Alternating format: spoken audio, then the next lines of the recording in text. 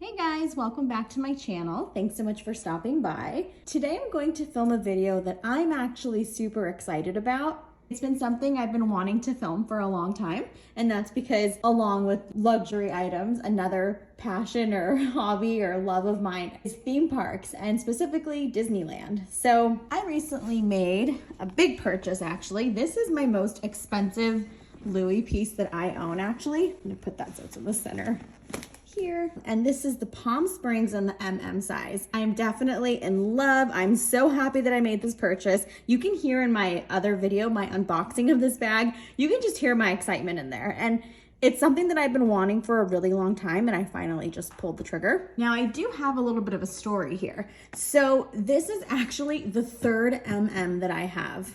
Now there were definitely some issues with the first two pieces that I had. The first one, I went in store and I purchased it. I was too excited and I didn't look as closely as I should have. And definitely number one tip, when you're purchasing any expensive item, I mean, honestly, anything, it could be like $10, doesn't matter how expensive it is.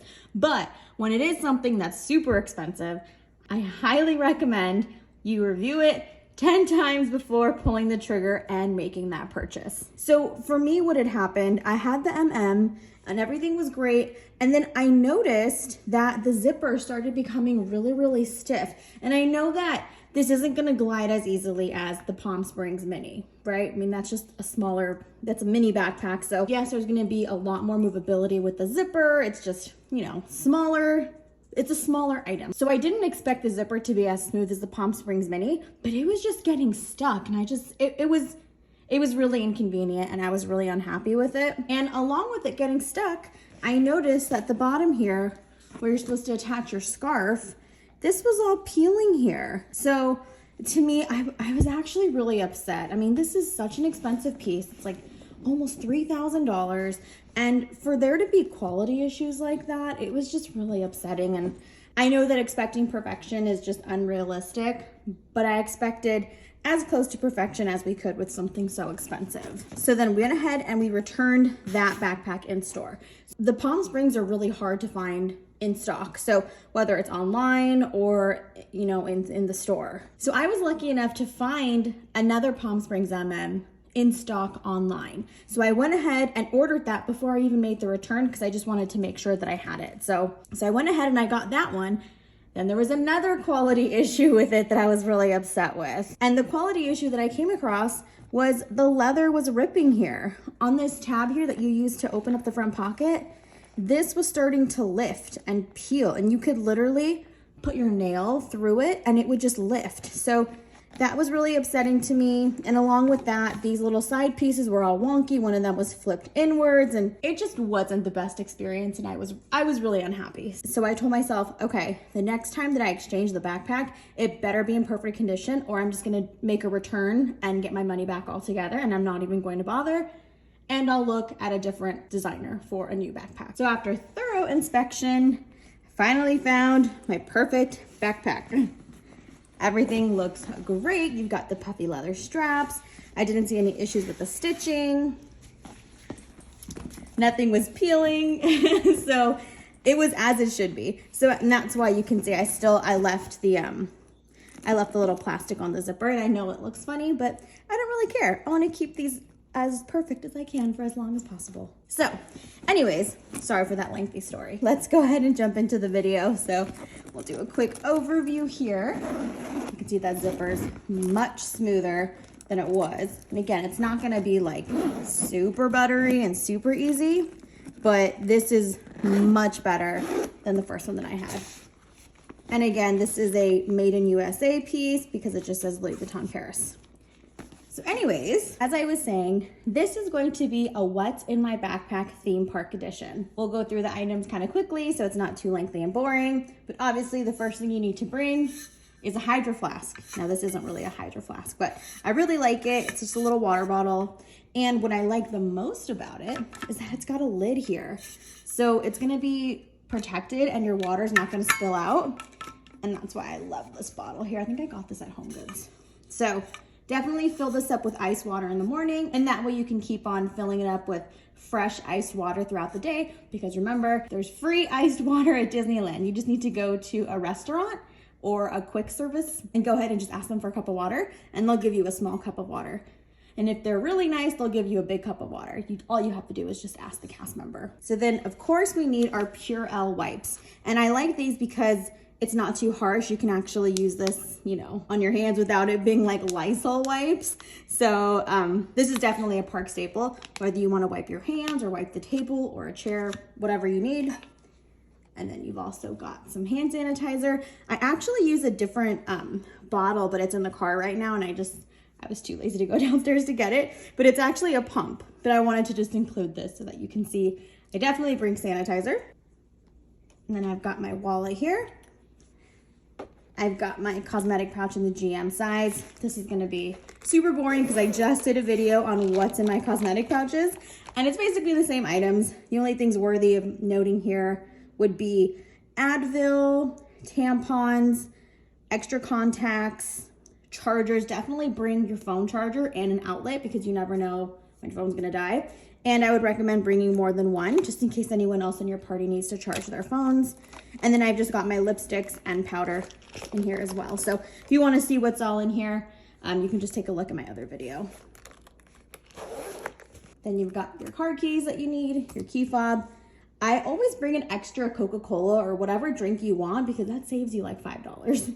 So if I can bring something from home, sure, and it's not too heavy, why not? And then I always bring some snacks. So I always want to bring something sweet when I'm having a craving or something salty. So if I'm super hungry and I don't have reservations and I'm waiting a long time for my food or the mobile order is taking forever, I can at least snack on some crackers or a Rice Krispie treat. Then obviously you've got your cell phone, but I'm filming on my phone, so we'll leave that there. And then I also always bring a sweater. So you're always gonna need a sweater at nighttime unless it's summer and it's like 100 degrees, but you're always gonna wanna bring an extra sweater because it does tend to get really cold at night and you'll be so happy that you did. I also bring an extra pair of pants, and these are just workout pants. And I bring these because sometimes I'll start the day off wearing jeans, but I'm either eating too much or I've had a couple drinks and I'm just so bloated and my stomach hurts and my pants are too tight.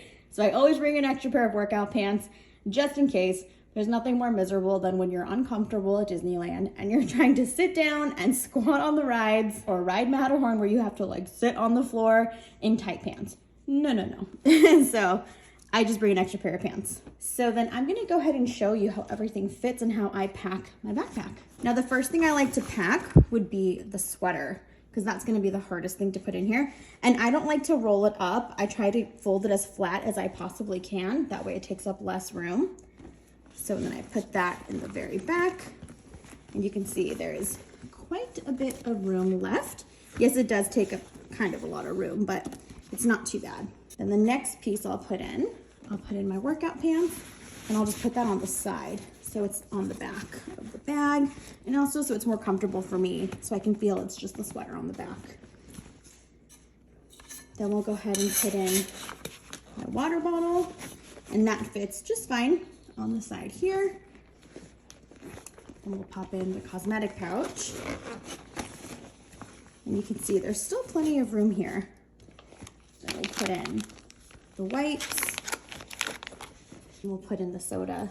This is closed, so it shouldn't explode.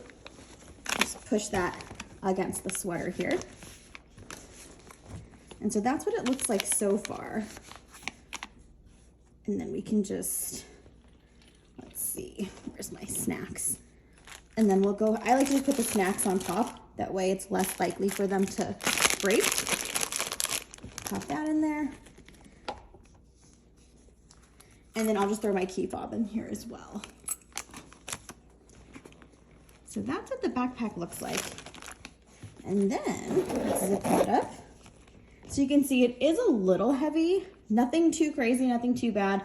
The actual backpack is very light, very, very lightweight. So that's really nice. And now in the front pocket, and you know what, to be honest, a lot of times I don't even bring a full wallet. I'll just bring my card case. And usually the card case will fit completely fine just right here on the front.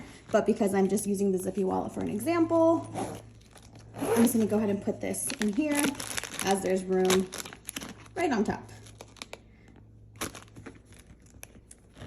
Zip that And then I'm gonna go ahead and pop my phone right in the front, no problem. And then the sanitizer as well, since I'm gonna be using that most of the day. There is a little bit of indentation here. To me, this is okay because canvas is movable. This is not going to stay this way. It's not, you're not gonna ruin your bag, but if you're finicky like me, then you can just go ahead and put your phone right in here as well. And that fits just fine. So now this is my backpack all full.